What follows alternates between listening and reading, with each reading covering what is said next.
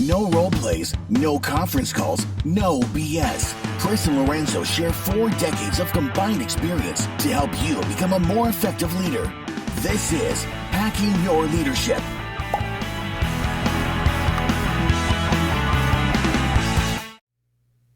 Welcome to Hacking Your Leadership. I'm Chris. And I'm Lorenzo. And welcome to this week's Thoughtful Thursday. Don't forget to follow us on YouTube at Hacking Your Leadership and leave us a review on iTunes. On this Thoughtful Thursday, I want to talk about a listener question that I received on Instagram. They were asking what things that you and I have done recently to kind of further our own learning. You know, we've spoken many times on the podcast about how the best leaders are students of leadership, constantly doing things to learn about leadership and learn about new, leadership theories, new authors, new books. There's a lot out there. This particular listener question was more about the kind of the formal leadership learning. So is it not just, finding a podcast or a book, but, do we do anything that actually helps us further our leadership skills, or that gives us skills that, we might be able to use on a resume when, leading a new team or applying for a new job? I thought it was a great question because, we've talked about the informal stuff. Maybe the formal stuff is just as important, I think, although maybe it doesn't get as much spotlight because there's not as much of it. Yeah, no, I love the conversation. I think, I've really looked at formal learning outside of just like the things that you can discover, as you kind of mentioned, like podcasts and books and videos and things like that. There's so much great content out there, but there's an aspect of formal learning that, looking 20 years later from when I left college, to say like, oh, like at that time in my life, it was just the thing that you were trying to get done. Sure. And now fast forward a couple decades later, you're like, wow, like there's an element of joy and accountability and feeling of progress and feeling confident with what you're consuming, and then what you're able to then, kind of share, whether it's a paper that you have to write or a test that you have to take. But there's a really, really great learnings that I've been able to take from that I think really dial you in to have to pay more attention, really, and really wrestle with some of the premises of leadership and approaches to leadership and things like that. And so I love that we got this question, and I know that both of us have done some formal learning recently that I think has been really, really helpful for not just the scope of the roles and jobs that we have, but just in general our kind of perspective and our kind of confidence in talking about leadership. Right. There's an element of accountability that happens internally when you kind of sign up to do something that's on somebody else's timeline or somebody else's schedule. So if you enroll in a class, or if you are, going to college, or if you are taking an online course, or, whatever it is, if it's not something that you can kind of engage and disengage with on your own,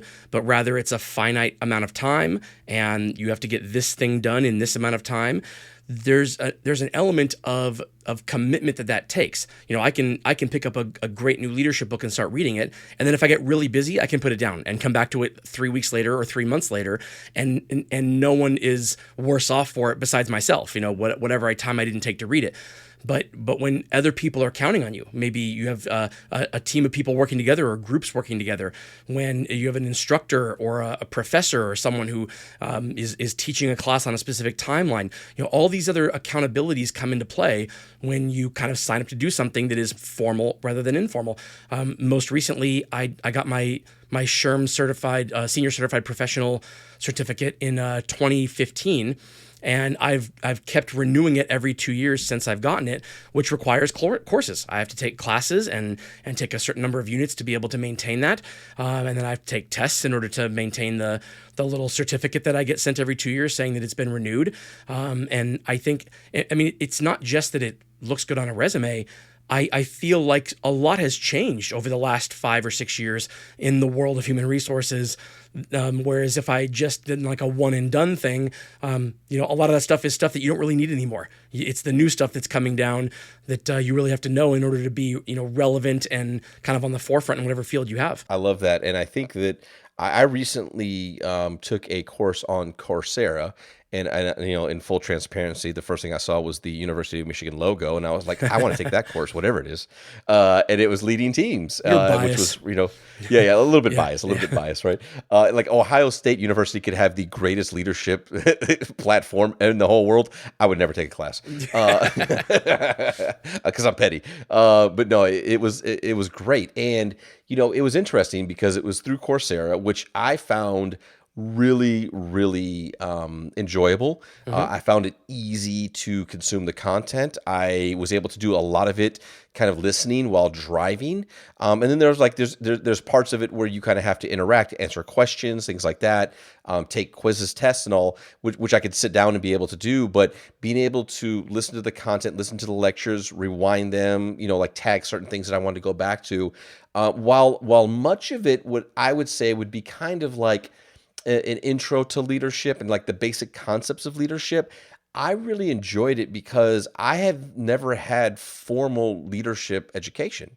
All of my education in leadership has either come from experience or coming from different maybe certifications over time or classes that I've taken with organizations that I've worked for, books, free content online. So it was the first time where, to your point, like I was being held accountable to learn about leadership. And what I liked about it was, while the concepts were very familiar, the words, the definitions of the words, things like surface diversity, that like I maybe never connected the dots on that or thought about that as a means of defining the things where we the physical attributes that may be different in diversity versus kind of like the deep diversity, which can be more around experience, background, perspectives, things like that.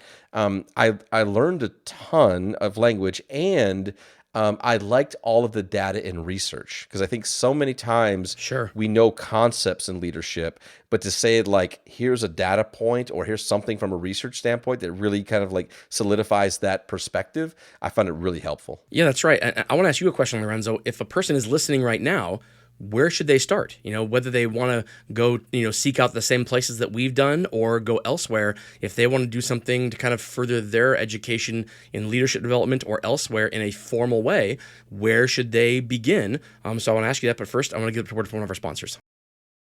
All right, Lorenzo, if people are listening right now and they want to further their formal education, where should they start? I think first and foremost, especially if you're a leader in an organization, or maybe you're not a leader but you're looking to aspire to be a leader, does your organization or company provide any kind of tuition reimbursement, free classes, free certification? So the first thing I would tell you to do is start there.